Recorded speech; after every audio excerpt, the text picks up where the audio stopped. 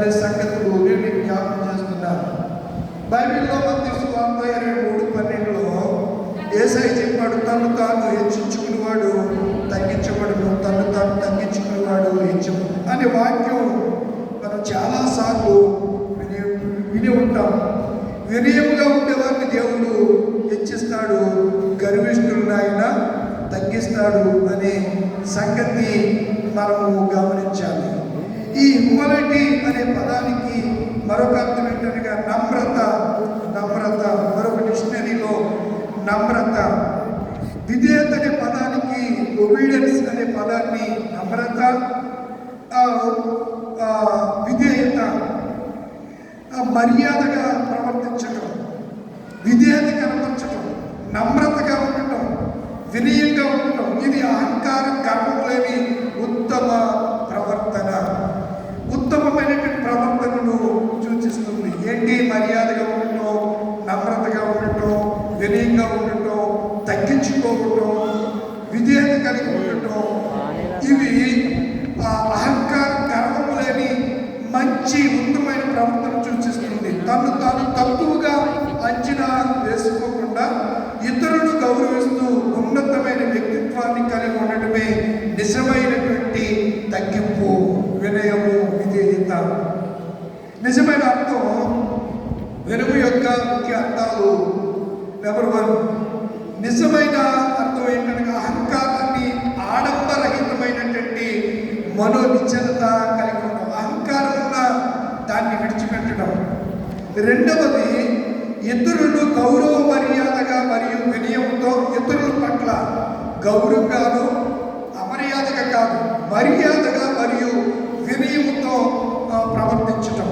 మూడవది, స్వప్రయోజనం అనే మాట వాడారు. ప్రయోజనాలు.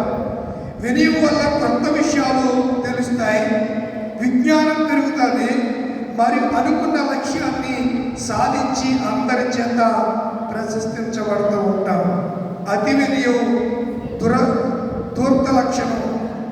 అవసరం కంటే ఎక్కువ వినయం చూడటం కూడా దుష్టుల లక్షణంగా. కొంతమంది అతి చేస్తూ ఉంటారు, అది కూడా ప్రమాదమే అని దేవుడి వాక్యం సెలవిస్తుంది. మంచి ప్రియులరా, చాలా విషయాలు మీకు దీనికి సంబంధించినటువంటి మీనింగ్స్ మీకు నేను తెలియజేశాను. కనుక ఈ హ్యూమానిటీ లేకపోతే ఈ తగ్గించుకోవటం అనే దాన్ని ప్రభువారు మనకి నేర్పించి ఆయన వెళ్ళారు. ఆయన ఎంత తగ్గించుకున్నారంటే మనం ఇందాక పాడుకున్నాం. ఆయన రాజులకు రాజయ్యుండి ఆయన స్థలము లేని వాడుగా నక్కలకు అయినటువంటి స్థలం ఉంది, కానీ ఆయన మాత్రం తగ్గింపు. అదే ఈరోజు పౌలు గారు కూడా తెలియజేశారు. ఏంటనగా ఆయన దేవుని స్వరూపము కలిగి ఉండేవాడు. మనం వేరే కోణంలో దీన్ని మనం ప్రజెంట్ చేశారు. వేరే కోణంలో పరిశుద్ధాత్ముడు మీతో మాట్లాడాడు. ఎక్కడ మాట్లాడాడు చెప్పండి? ఎవరింటికాడే? మీ ఇంటికాడే. ఎవరింటికాడే? మీ ఇంటికాడే. తగ్గింపు అనే అంశంలో ఆ రోజు యోగుడు ధ్యానం సందర్భంలో ఆ విషయాన్ని కూడా మనము ధ్యానం చేయడం జరిగింది. మరొక కోణంలో దీనిని మనము ధ్యానం చేద్దాం. పరిశుద్ధాత్ముడు మనకు సహాయం చేయుగాక. ఆమేన్. నా యేసు రాజా, నా ఆరాధ్య దైవమా, ఆరాధ్య దైవమా, పట్టరాగా నా స్తోత్ర గీతమా, నా స్తోత్ర గీతమా, ఆరాధ్య దైవమా,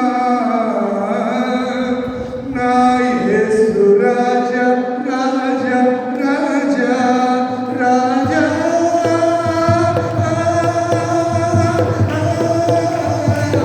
యేసు రాజా, రాజా, రాజా, యేసు రాజా, రాజా, రాజా, యేసు రాజా.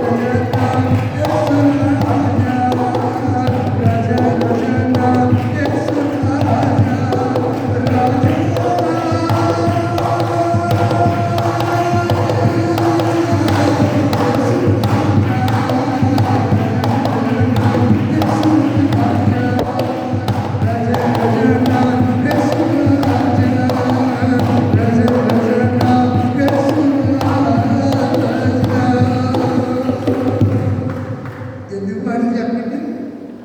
91 కీర్తన అంటాడు, వేటగాని ఊరిలో నుండి ఆయన నిన్ను తప్పించును, నాశనకరమైన ఎప్పుడు తప్పిస్తాడు? మహోన్నతిని చాటున నీవు నివసించినప్పుడు. అంటే దేవుని చాటుకి నువ్వు వచ్చావునంటే నీళ్ళు ఏం కనపడాలి? ఇందాక చెప్పనే ఆ లక్షణాలు, తగ్గింపు, వినయం, ఇవన్నీ నీలో ఉండాలి. గర్విష్ఠులంటే ఆయనకు అసహ్యం. గర్విష్ఠుల సంఘం, దుష్టుల సంఘం నాకు అసహ్యం అని ప్రభు గారు మాట్లాడుతూ ఉంటారు. కనుక 91వ కీర్తనలో ఇది అందరికీ చూడకుండా ఎంతమంది వచ్చి చెప్పండి. 91 కీర్తన రాదా? అది ఆ పెద్ద ఆయన ఏం పేరు? జాన్ ఫిలిప్ గారు. జాన్ ఫిలిప్ గారు. ఆ వయసులో ఆయన నాకు వచ్చండి చేస్తాడు. మొక్కలతో ఆయన సిగ్గు లేదు అసలు. సిగ్గు శాతంలో వదిలేయారు మీరు అసలు. 91 కీర్తన రాని లేకుంటారండి. అదేలే ఇప్పుడు అంటున్నారు, నేను కౌంటర్ వేసేసాక, నేను కౌంటర్ అయి మీరు ఎప్పుడంటే కౌంటర్ అయిపోయాక అప్పుడు AK-47తో కాల్ చేసిన తర్వాత నేను అంటే ఎలా కుదురుతుంది? నా ముందే చెప్పాలి. గన్నెక్కి పెట్టుకోకుండానే చేతులు ఎత్తేయాలి. చేతులు ఎత్తడం అంటే సరెండర్ అయిపోవడం, మోకాళ్ళు లేదా ఉండిపోవడం, మోకరించడం అంటే దేవుడి సన్నిధిలో విరిగిపోవడం, చేతులు ఎత్తడం అంటే లొంగిపోవడం. ఎవరికి? దేవుడికి. దేవుడి సన్నిధిలో లొంగిపోవడం అంటే తగ్గింపు కలిగి ఉండటం. ఏం కలిగి ఉండాలి? దేవుడి సన్నిధిలో మనం హెచ్చించుకోవడం కాదు, దేవుడి సన్నిధిలో వినయ మనసుకునే తగ్గించుకోవాలి. మనం తగ్గించుకుంటే ఏం చేస్తాడంటే దేవుడు హెచ్చిస్తాడు అని ఆయనే చెప్పాడు కదా. కనుక మనం దేవుడి సన్నిధిలో తగ్గింపు కలిగిన వారుగా ఉండాలి అని నేను మీకు జ్ఞాపకం చేస్తున్నాను. ఈ కీర్తనకారుడు 91 కీర్తనలు చాలా విషయాలు ఉన్నాయి. ఎప్పుడు మనిషి తను తాను తగ్గించుకుంటాడంటే దేవుని యొక్క కాపుదలలోనికి వెళ్ళినప్పుడు, దేవుణ్ణి అతడు కలిగినప్పుడు. అందుకంటాడు మహోన్నతిని చాటున నివసించేవాడే సర్వశక్తిని నీడను. ఎప్పుడైతే దేవుడిలో మనము విరిగిపోతూ ఉంటామో, లొంగిపోతూ ఉంటామో, అప్పుడు సమస్త జ్ఞానం ఇచ్చిన దేవుని సమాధానం మన హృదయాల్లో తలపులకు కావలి కాస్తారు. ఎక్కలేని పీసు అనేది, సమాధానం అనేది మన హృదయాల్లో ఉంటుంది అనే సంగతిని నేను జ్ఞాపకం చేస్తున్నాను. ఆ కీర్తనకారుడు చాలా విషయాలు చర్చించాడు కదా, చాలా విషయాలు అద్భుతంగా ఆయన మాట్లాడాడు. అందులో 1-2 పాయింట్లు జ్ఞాపకం చేసి మూలపాఠంలోనికి వెళ్ళి కొద్ది నిమిషాలు వాక్యాన్ని మనం ధ్యానం చేయబోతున్నాం అన్నమాట.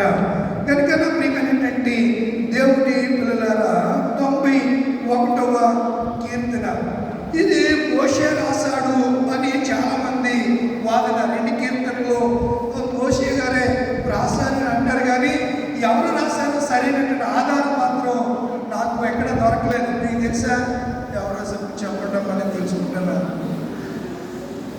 మా మునకక్క చెప్పమ్మా, చెప్తే ఏదో తెలుసుకుందామని మళ్ళీ ఎక్కడ చెప్పడానికి మా సిస్టరు బలగూడలో సిస్టర్ చెప్పింది. అప్పటిదాకా నాకు తెలియదు, చెప్తామని నా ఉద్దేశం. అంతేగాని మిమ్మల్ని ఏదో తెలుసా మీకు ఎవరికన్నా? ఎవరు రాశారో? సాల్మన్ రాజు గారు తెలుసా అమ్మా? ఆగూరు గారా? దావీదు గారా? ఎవిడెన్స్ లేవు కదా, మీరు రాసుకుంటే కాదు కదా. హిస్టరీ కానీ చరిత్రలో కానీ వ్యాఖ్యానకర్తలు ఎవరన్నా చెప్పాలి కదా. ఏమని?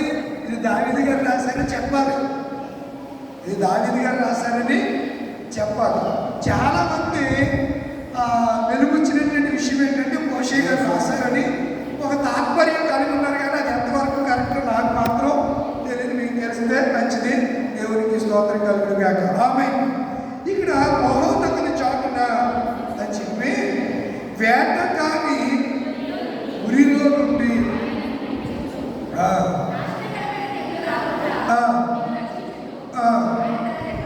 ఇవన్నీ కూడా ఎందుకు మోషే గారు అన్నారంటే, రాత్రి అగ్నిస్తంభంలో, పగటి మేఘస్తంభంలో, భయం లేకుండా వాళ్ళందరినీ నడిపించిన నాయకుడు ఎవరు? మోషే కదా. మోషే నీకెందుకు మోషే నువ్వు వెళ్ళు, నీకు కూడా నేను వస్తున్నాను. ఆ సందర్భంలో నీ కుడి పక్క నీ ప్రక్క 1000 మంది పడినను, కుడి ప్రక్క 10,000 మంది పడినను, నేను నీతో వస్తున్నాను. దానికి నీకు ఏం రాదు, అపాయము రాదు. నువ్వు ముందుకు కొనసాగు. నువ్వు కన్నులారా చూడగా భక్తిహీనులకు ఐగుప్తు సైన్యంతటికి ఏం కలిగింది? ప్రతిఫలం కలిగింది. ఏంటి ప్రతిఫలం? ఎర్ర సముద్రంలో ముంచివేయబడి వారు ఎప్పటికీ వారు భక్తిహీనులు. 10వ వచనం అంటాడు, 9వ వచనం, యెహోవా నీవే నా ఆశ్రయమని, నీవు మహోన్నతుడైన దేవుని నీకు నివాస స్థలముగా చేసుకున్నావు. ఎవరి స్థలంగా చేసుకున్నావు? దేవుడు నీవే నన్ను నివాస స్థలంగా. అంటే దేవునికి ఎవరు కావాలి? మనకు కావాలి. మన హృదయ సింహాసనం మీద మన హృదయంలో ఆయన కొలువై ఉండటానికి యేసయ్య ఇష్టపడుతున్నాడు. చాలా ఏళ్ల క్రితం ప్రాచుర్యంలో ఉన్నటువంటి అద్భుతమైనటువంటి కీర్తన ఒకటి నేను మీకు జ్ఞాపకం చేయాలని ఇష్టపడుతుంది. మీ అందరికీ అది వచ్చనుకుంటున్నాను. ఒక క్షణంలో నాతో కలిసి పాడండి. నిన్నే